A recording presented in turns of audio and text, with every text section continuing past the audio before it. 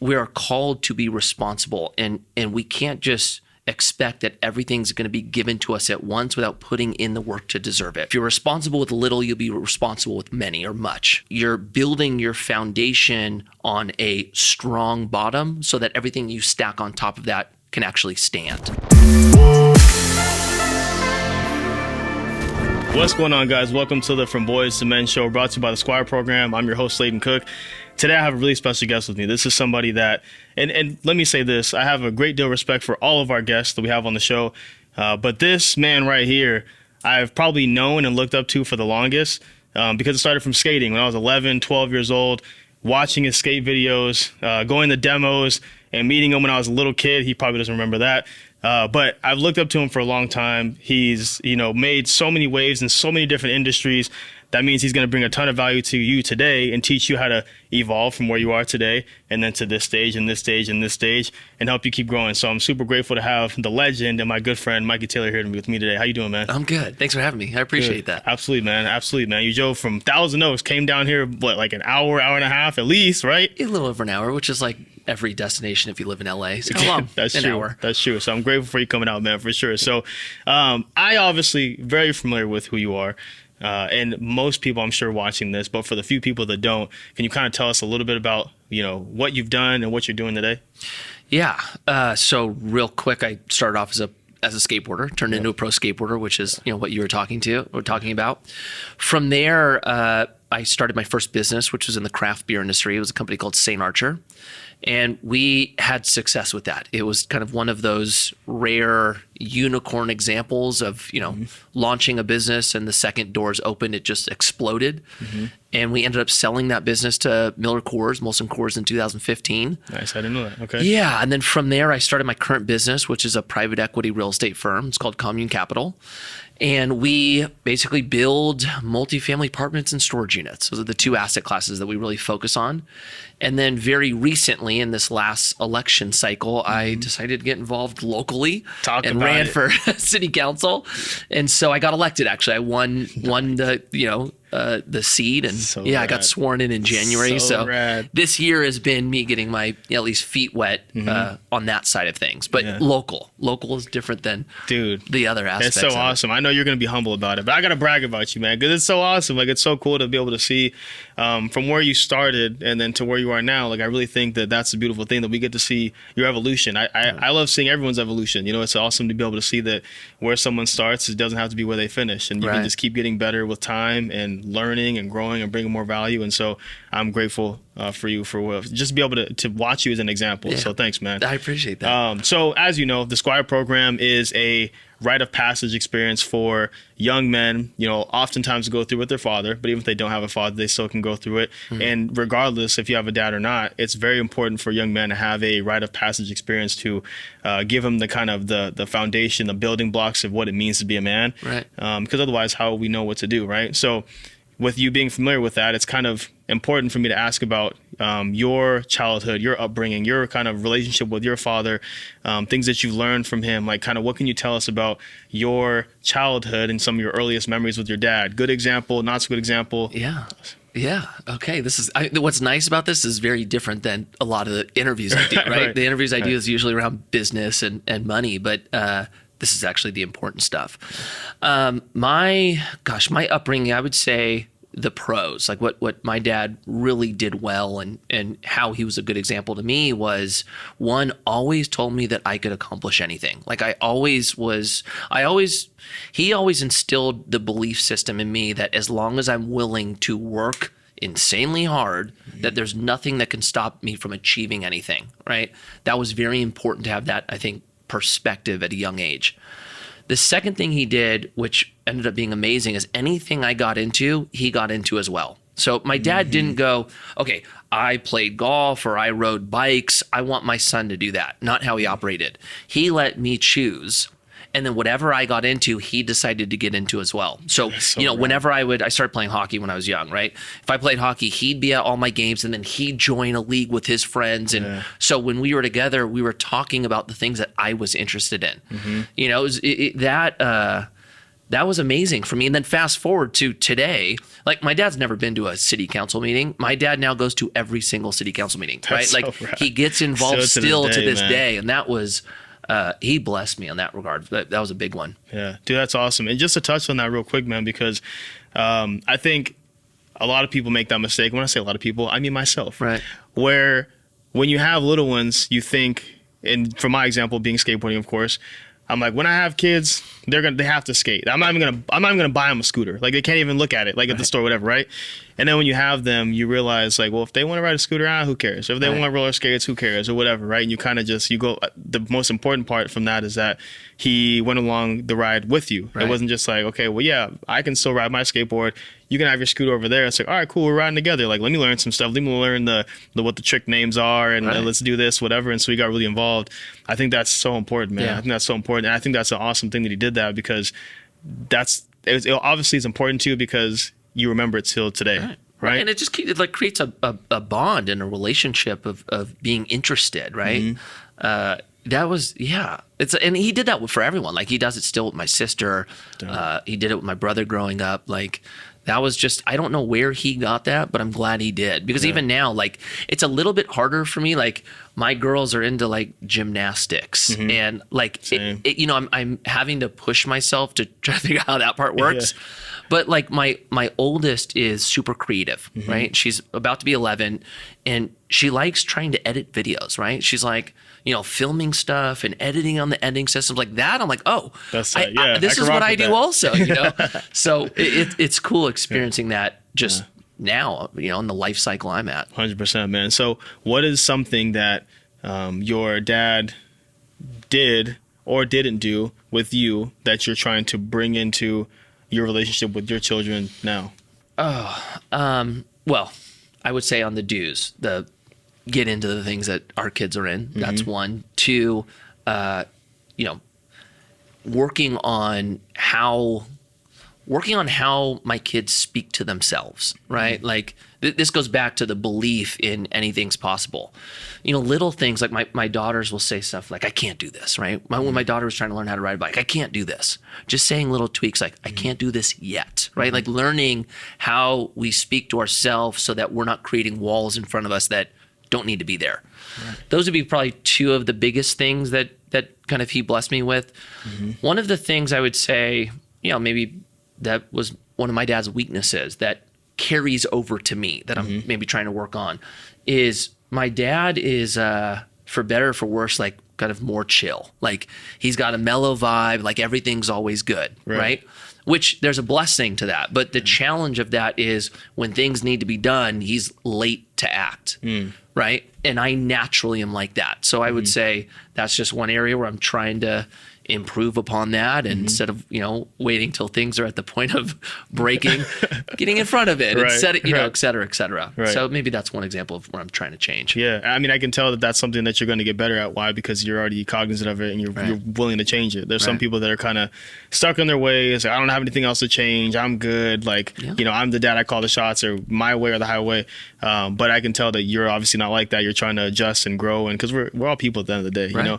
I was talking to my buddy Andrew about it yesterday, who was expecting his first. Him and his wife were expecting, and so he was talking about how sometimes you forget that your dad was just trying to figure it out when he first had you. Like, he doesn't know. Like, you just think your dad's supposed to know everything and supposed to just like have all the answers, but we're just trying to figure it out, and they become this figure to you. Like, it's like, oh, dad always knows. Like, I pretended, so I played it off, right? I would say that's one of the biggest shockers when you become a parent is you realize that your parents were in the same kind of stage you're at right now, which crazy. Is I have no clue what I'm doing.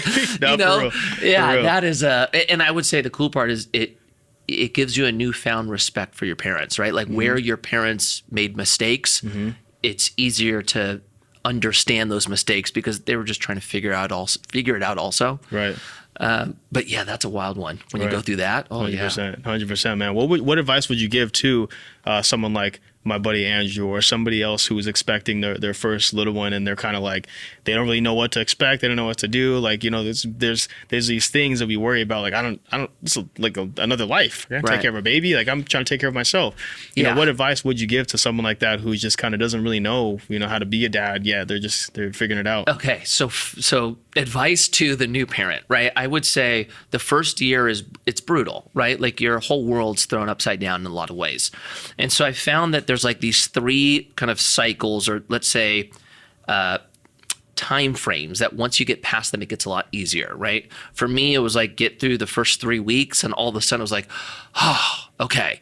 And then you get through the 3 months, and then once you get past that, it gets a little bit easier, right? The things to focus in on, everything is a stage. It doesn't last forever. So there will be times where you're like, I can't do this anymore. You can, because it's not that far off from the point where you realize that, where it changes and actually becomes easier, right? That's good. So there's stages, and nothing's forever. Our kids are resilient. Like, they are very hard to break, actually. So what happens is, and now having 4, the first one, you know, falls over, scrapes her leg, and like you're panicking, like, oh my gosh, what do I need to do? Who do I need to call? Right? Then you have the second, and like they hit their head, and you're like, nah, they're probably fine. By the 3rd and 4th, they're slamming. Like, come on, get up, you're fine. Right? You just realize that like they are tough, you know? So it's very difficult to break them. And then I would say, just as you're learning on how to be a parent, give yourself grace. Like, you know, if there will be things that you mess up on. And what I found, at least for my wife and I, is when we do something that we know is a mistake, we tell our kids about it. You know what? I shouldn't have spoke to you this way. Like, I just want to know, I'm sorry, that was a mess up. And I think it's healthy that like your kids also see that you're actually just as imperfect as they are. Right. And the standard is maybe to try to become better, but perfection is just unfortunately not our reality. Dude, that was so major what you said right now. And it reminded me of a time that Bedros told me, and I can't remember who else I was talking to on a show, but it's so, like, it was so awesome. I can't wait until my kids get to the stage so I can have this kind of conversation with them. They're so little now. We can't yet, but he said, hey, he's like, Layden, whenever your kids get to the age of like, you know, 10, 11, 12, have that conversation with them where you sit down like individually with one of them, and you come with examples of times you've messed up in the past, so you can kind of get them thinking about, like, you know, things maybe that have happened. And you say, hey, in my case, my oldest is named Zuleika. Say, Zuleika, you know, I'm not perfect. I'm not always the best dad. I'm trying my hardest. I've made a couple mistakes. I can think of this time and this time and this time. So you give them some examples. You know, what other times have I messed up? And you kind of just let them let it out and communicate with you. And he said with his son just let him out, just like went crazy. Like, and you messed up on this. And one time he yelled at me for this. And it was like this moment of like, he was like shocked. Right. But then at the same time, it was like an emotional experience, because like he was just like letting it all out. And he just listened to him. He said, okay, cool. Like, now at least I know what not to do anymore. Like, I understand the impact that made on you. Right. And I can see a lot of the stuff that you're doing too, man, with having those kind of conversations and just being open and upfront with them. I think that's the number one thing people can do, right? Yeah, it's huge. Yeah. I mean, this just happened to me. It was like just the most real example I can give you, because it happened last week. I came home from work, and I'm in a stage in my life where I'm in an off balance moment, right? This last year, especially as I ran for city council, kind of 2 things stacked on top of each other that kind of, let's say, off-weighted let's call it work-life balance, right? My business right now is going through a boom. It's more demanding today than it was even last year. And then running for city council, I created a second job for myself in some ways. So time is already being, I'm putting more time over here now. And what that's resulted in is the family side is seeing less of me in some ways, right? And I came home last week, and my wife looked at me, she goes, let's go into the room and talk to Scarlett. That's my oldest daughter, right? I'm like, okay. And my wife looked at my daughter and goes, do you want to tell him? And like my daughter was like embarrassed. She's like, no, you tell him. And basically what, my wife was saying, because my daughter told my wife this, she was like, look, Scarlett feels like she's not seeing you enough. And when she does see you, it feels like you're partially listening, or you have other things on your mind. She doesn't feel important, right? And I'm listening to him going, oh, crap. And then, Damn. I'm looking at my daughter. My daughter's all put together at this point, right? Yeah. And she comes up to me. I'm like, is that how you feel? And she just jumps onto me, shaking her head, bawling, Yeah. right? And what was good, I think, is, okay, now that I know if my time's limited and my daughter feels like, okay, she's seeing me, but when she's seeing me, it's not the full me. Oh, okay. I need to actually make sure that when I'm in front of her, she's getting my full attention. Right. So it was good that it was, okay, now I know where I need to improve. And then I think for her, it was good that she got to address something that I think she was hanging on to. Yeah. And how that stress or things that we hang on to when we're not pulling them out or communicating them, I think they get stuck in us, right? And so I think that's healthy on her end as well. But more than anything, now I have the opportunity to approve or improve on this situation. Right. And then if I do it correctly, my daughter gets to learn a lesson of, if there's an issue, communicate it, and then it could become better. Exactly. You'll literally feel better after releasing. Like, you're like, okay, cool. And also too, the fact that you got to get off your chest and tell the person, like, it's literally, it's therapy. Yeah, that's right. And to learn that at such an early age is so awesome, man. I love the fact that you're giving them that gift, teaching them that skill, giving that experience so early on, because a lot of times people don't get that with their parents. Yeah. So you kind of just like, That's right. you're, act as a child's supposed to act, and you're better seen than heard, and that kind of thing. So shout out to you guys, man. So, okay. We talked a lot about fatherhood, but now I kind of want to talk to you about just being a man in general, being a man in general, and the evolution and growth that you've had. And I want to ask you, if you're looking at, society today, I guess we'll just say America in general, right? Like, what do you think that men need to get better with in general, as far as, because society is kind of crazy right now, man. Right. There's a lot of craziness going on. That's right. And we have daughters, right? We also have boys too, but we have daughters. And so we're thinking, like, I don't want my daughters involved with any of these busters. Like, people got to get it together. Right. I have my ideas, but what do you think that young men need to learn nowadays? There's a lot there, so I'll try to at least be precise on a couple things. I would say one is responsibility. I think I'll speak for men, because you and I are men, right? Learn that we are called to be responsible, and we can't just expect that everything's going to be given to us at once without putting in the work to deserve it, right? You'll be, if you're responsible with little, you'll be responsible with many or much, right? I think that's very important. I think when it comes to like creating a good reputation, right? We're in a culture where we are seeing everything around us be created instantly, right? It's instant gratification. But when it comes to something like a reputation, it takes time to get it, right? And I think how you get it is everything. So making sure that, you're building your foundation on a strong bottom so that everything you stack on top of that can actually stand, right? When it comes to even marriage, like I would say, when I heard you say, what is your example of a man, or where do you think, what is important for men? I now look at it through the lens of how I look to my daughters and how I look to my son, right? Like, if I'm the example to my son on what a man's supposed to be, well, my son's probably watching every interaction with my wife, right? How do I communicate with my wife? How do I show up for my wife? When something's wrong, how do I step up and handle it, right? So I think being an example to your kids, knowing that your sons are looking at how to be a man from you, and then your daughters are looking at what the example of a man is, so that when they go out and look for somebody to marry, they're basing it off of the view you gave them, right?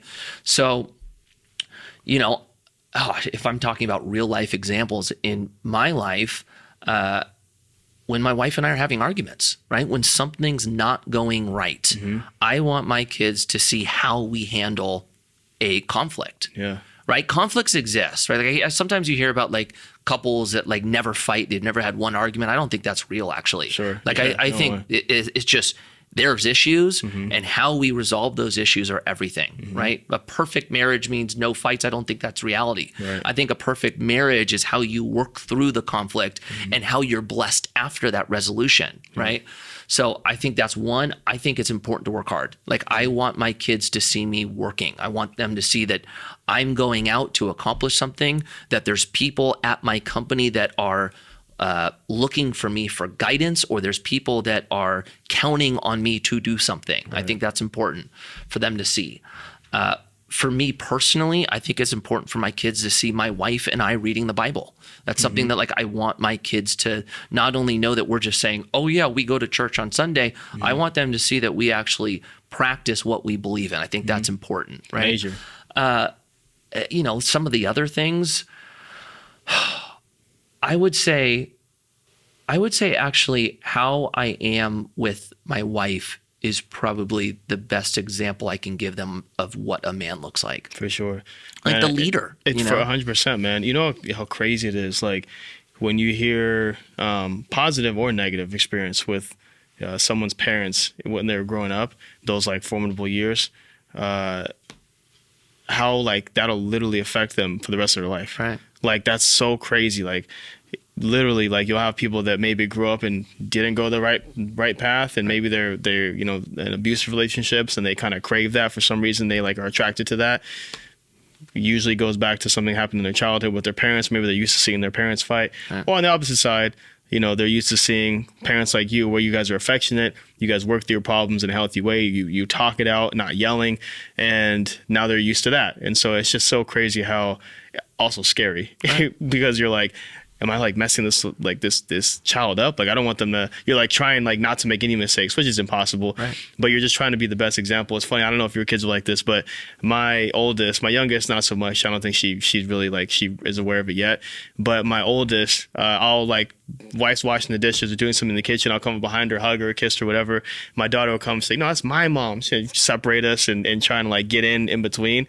And so it's funny that some kids act like that now. Like, no, I'm not sure. This is my mom or my dad, whatever. Yeah. But then as they get older, like, they're gonna love seeing that. They're gonna love the fact that their parents or their parents are like bonded that way, and still show affection and love to each other. Like, I think that's an awesome thing, man. But it's just so interesting how deep it gets, man. Like, literally that just example. It does get deep, and I would say, like, even as you're saying that, I was thinking about, I was blessed by having phenomenal parents, right? Like, there's parts of my life that were made easier because of that, right?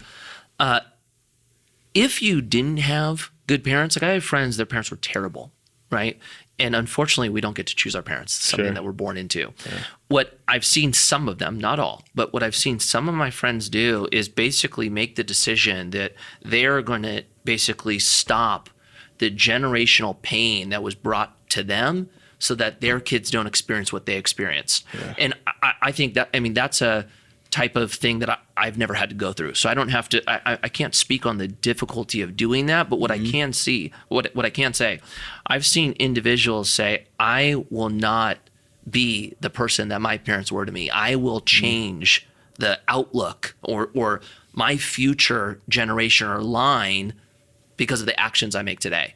And seeing how that's blessed their kids is phenomenal. Just as like a spectator, a friend looking in, it's amazing. So if you weren't born into a family where you did have great parents, they were awful, just know that you can actually be the one that changes it. And your kids can actually have a completely different experience than what you went through. Right. And that'll be actually probably the biggest testimony or example that could ever change your parents is watching how you changed and the impact that made on their kids. No, 100%, man. That's so awesome. So switching gears just a little bit, because you're also somebody that I personally, and I know a lot of people who are watching this, look to for advice when it comes to financials. And if we're talking, man to man, right, that is something, that's an area that, men are either, like, we pride ourselves on that because it's part of providing. Right. It's not all providing, but it is a big part of providing. Were you always as conscious as far as like financials goes, or was it kind of I get everything's a process, right? But have you always been this way? Was it something like, for example, if somebody's watching this, like, dude, I don't know the first thing when it comes to investing. I'm not really good at saving money. I'm not the best when it comes to that. I'm used to spending it or whatever. Like, do they have hope? Yes, you have hope. Yes. Look, I was a skateboarder. I graduated high school barely. That was it. I've done pretty well for myself. So I feel like if I can do it, anyone can. But to answer your question, so what I was given from my parents financially was not like, my dad didn't make a ton of money. My dad managed the money he made very well. So I watched my parents be responsible with money.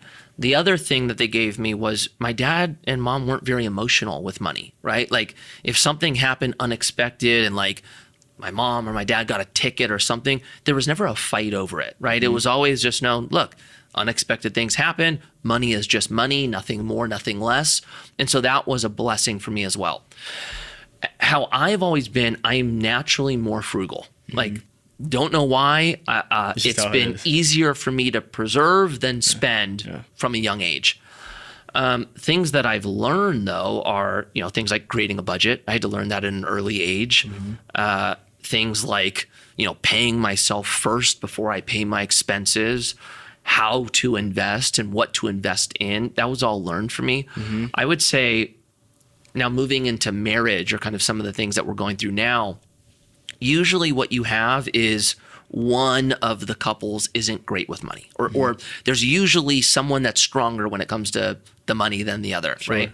In my example, my wife grew up very different than me when it comes to money. Money was emotional, right? Anytime something happened unexpected, it was a big ordeal. Right. So my wife, when something would happen, she would, turn off or retrieve and didn't want to go anywhere near it. So that was kind of our dynamic. So we had to learn how to work with each other, knowing that she was more emotional with money and I was less. And we still deal with it to this day. Not like we did 15 years ago. But, things like going through a budget and knowing that we need to be more disciplined when it comes to making sure we're going over the budget than maybe others because of that one component. So typically what we do, it's like first and third week of the month. First, week, we're going over how we're setting the month. Third week, it's more, how would you say, making sure we're on track, accountability. Got it. Right? And, what I would say is, if you're married to somebody or if you're with somebody who isn't good with money, don't let them just bail out, right? Like when it comes to money, this is one of the biggest reasons why people get divorced is financial stress or financial arguments. And more arguments happen with less communication. So make sure that like you're in communication, the other, your spouse or your husband or wife know what's going on and why you're making the decisions you're making. Because when you get into investing, if something goes wrong, that could be an impact that you both feel. And so you want the other person to know what you're doing, what the potential return is, and what the risks are, so that if something goes wrong, you both aren't blindsided by it. And if things go well, it's like, okay, let's do more of that. Right, 100%, man. Being honest and upfront about that is like crucial, man. Like there's somebody who will remain nameless, but somebody that we were familiar with asked to borrow a lot of money. Like I'm talking like, it was like $100,000, and said he was going to do one thing with it, ended up doing something else with it, lost all of it.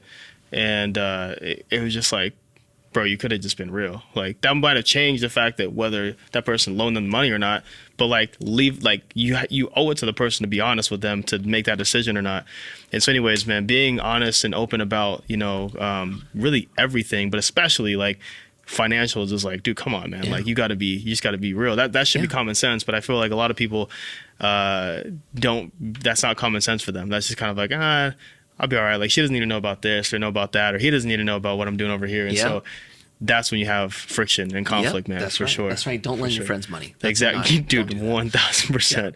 1,000%, man. So really, man, like the last thing I kind of want to ask you is, what message you have for a man that's watching this right now? Like specifically, let me actually get more specific. The fathers that are watching this, do they have let's say early teenage year old son, and they don't really have the best relationship with them? They're kind of like, I don't really know how to better my relationship with my kids. He's not really interested in having a conversation with me, so I don't really know how to communicate. Like, what message would you tell that father that wants to be a better example and wants to be looked up to and respected and whatnot, but he just doesn't, for some reason, there's a disconnect? Like, what message do you have for him? Okay, so I'm going to say this through the lens or with context that my oldest is 11. So the knowledge I have of this point really is from there, but also the example I was given from my dad, right? I would say, first and foremost, things are caught. They're not taught, right? Kids don't listen, they watch us. So you need to make sure that you're leading by example first, right? The communication can happen second, but if you're talking and your words don't match your action, the words mean nothing, right? They're dead in the water, especially for a kid. So I would say make sure that the life you're living is the one that you're trying hardest to pass on to your child, right? Then from there, I think it takes time. Like if you're in a position where maybe, your relationship has room to improve upon, right? It's not going to change overnight. This is going to take time. So start with little steps. Hey, let's go get dinner. I want to see you. If they say no, all good. Don't get your feelings hurt. Try again and try again. You will get to a point where they say, all right, let's do it. Right? Find ways just to open a door to hang out, right? Don't worry about trying to solve the problem all at once. Right. Give it time. Before you know it, you'll actually create a strong relationship. There we go, man. I love it. And like you said, man, most things are caught and not taught. Literally this morning, I took my daughter to her gymnastics class, and she speaks Spanish mainly, and we're teaching her English now. She's having a little bit of trouble like learning, putting her sentences together. So she's very strong in Spanish, not so much in English. Obviously, her class is English, right? Her coach speaks English, her classmates and all the whole thing. And so I'm working on it. I'm just teaching her how to say hi and good morning and those kinds of things. But she gets kind of nervous. Like she's like, hi. Like she doesn't really want to say it, right? And so she kind of, that's kind of her energy. But today, while she's sitting next to all of her classmates, their coach is giving them instructions of what they're going to do next. One of the parents was holding probably the little sister of one of the little girls next to her in her class.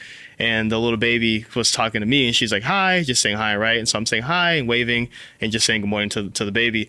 And then I look at my daughter and she's looking back at me smiling like, oh, like, okay, you just say hi. Like, it's like very simple. Yep. And it's just so crazy, man. Like those little moments, man, like just like you said, being an example, having her catch that moment and that interaction versus like, you have to say like this, like just have her watch you do it and then it'll become easy, man. So anyways, that's right. And I'll say this just because this reminded me of it. I know this is for men, but men are going to have daughters as well, right? Date your daughters. Like take your daughters on dates consistently. 100%. I did it with my daughter last night. Pick them up, bring them flowers, go do something fun, get dinner. Doing stuff like that I think is really important for them. And then I would say the other thing too is like, think about the impact that we have if we don't give somebody attention, right? If our daughters or our sons are not getting the attention they need from mom or dad, they go find it elsewhere, right? So I think like that's another big one too. Make sure you're giving them the attention they need. With my son, he's a little bit young. He's only 3. But like, dude, we're going to go do fun stuff together, right? Like whatever he gets into. If he gets into golf, hey, let's go play a round of golf. If he gets into biking, let's go ride the pump track park. Like make sure you're doing fun things with them so that the relationship is intact as they get older and they just naturally want to do stuff with you. Right, exactly. Don't let yourself, just die out, man. Like have fun. Like that's one of the things too, I think as a parent, we lose ourselves sometimes where we're just, all we are doing is, watching over our kids and, do your homework and like the stuff like in the house, like, dude, have fun with them, wrestle with them, like, go ride bikes outside and take them to the park, like go out and be fun though and go on the slide with them, like still like be playful with them because it's like you're their first best friend. You know what I mean? Yep, that's right. And if you don't have a good relationship, it can be fixed. Exactly. Like 1,000%. Your kids, even if they tell you they love the crap out of you, you will always be their father or their mother.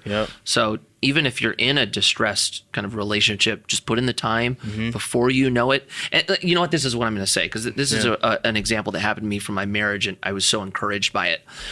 I got to a point with my marriage where my skate career ended. This was after we sold our first business. And I was kind of in like this like abyss moment. I had no clue what to do. Simultaneously, my wife was miserable. I didn't know. right? So I'm trying to find my identity, my purpose. My wife looks at me and goes, like, I don't really want to do this anymore. Like, this is awful. And I'm like, oh my gosh, like my whole world really got flipped upside down. So we were at like let's call it a winter, right? We're like December, it's cold, our relationship is just not working, right? We start putting in the work to really start building back our marriage, right? It only takes about 12 months where we go, oh my gosh, like we're like almost like kind of in like a spring now. Like, this is crazy. You know, this has become so much better than it was. 2 years later, her and I are looking at each other going, oh my gosh, we have a stronger relationship today than we had the 7 years leading up to that moment of marriage, and then even the first 5 before marriage. This is the strongest we've ever been, right? We wouldn't have been that strong if we wouldn't have gone through that conflict and then decided to work through the issues we had, right? It's like a refining fire moment. Right. Same thing is at play with our kids, right? If you're in one of those winter seasons with your relationship, if you're willing to get through it, what you get to experience on the other end is actually better than what you originally had. There's depth to your relationship. So don't be discouraged by it. Be willing to get through the pain, because what's on the other side is amazing. Exactly, man. Exactly. It's literally, dude, it's like we keep saying, and one more thing. Because, dude, now I have one more thing. Every time you say something, like, oh, I just thought of this, you know? I'm telling you, man, like I'll give you a quick story, and I've shared this before on the show, but speaking of like being in a certain stage with your wife in a winter, right, we'll say, and trying to figure out how to climb out of that was a couple of years ago, my wife and I were having issues. And really what we found out what the problem was when we sat at the table, like just like this at the kitchen table, talking about it, really breaking it down, was our roles were like flopped. Like we weren't, like basically I was being way more in my feminine energy and she was being more in her masculine energy. Oh, yeah. And so like those work beautifully together, but we're in the wrong roles. You know what I'm saying? I would And do so the same thing. So accountability, number one, is what I had to take on my end, where I was like, I need to like be accountable and hold myself accountable and say, am I really being like the leader that I'm supposed to be? Right. Am I being the man that I'm supposed to be? How am I responding to these kinds of situations? Like my energy, like all these things, right? Yeah. And it was a moment where like, it was just a moment like where she just like, we both were like looking at each other and she started crying and I was just like, man, this is like a really crazy moment. And then from then on, our relationship has been awesome since then. And like you said, no relationship's perfect. So it's not like we never get, annoyed with each other, don't have disagreements or discussions or whatever. But definitely no screaming, fighting, none of that. It's just like we just discuss things. And so, or it just kind of like falls off and we realize that it's not even a big deal anyways. Like who cares? You just move on. So that was the same reason why we had a challenge to a T. Yeah, man, I'm telling you, I think probably a lot of people, man, because we grow up, trying to figure out what it means to be a man, literally what this whole program, what the show is about. And if you have a honey going along with you while you're on that journey, like they're learning how to become themselves as well. And so it's kind of like we're kind of, bumping heads and figuring things out. And then eventually we'll meet in the middle. If you stay in long enough and are willing to do the work, it all work out. That's right. So that's 100% right. Awesome, man. Well, Mikey, seriously, man, I really, really appreciate you coming out, man. This has been so awesome. A ton of value for me. Obviously, this was for everybody watching, but like seriously, it's always great getting to connect with you. Thank you for being the example that you are for me and all of those alike that are watching. Just super grateful to have you on the show, man, and being the example that you are. So thank you. Appreciate you, man. Cool. All right, guys. So if you appreciate that episode, which I know you do, I know it was a ton of value because I got a ton of value. So I know you guys got a ton of value too. Do us a favor, like the video, share the video with somebody, maybe somebody that you know that's expecting, right? Or maybe a new father, or maybe just whoever you thought of right now. Let's not do the father stuff. Send it to whoever came to mind right now because we really appreciate it. And we'll see you guys next time. Talk soon.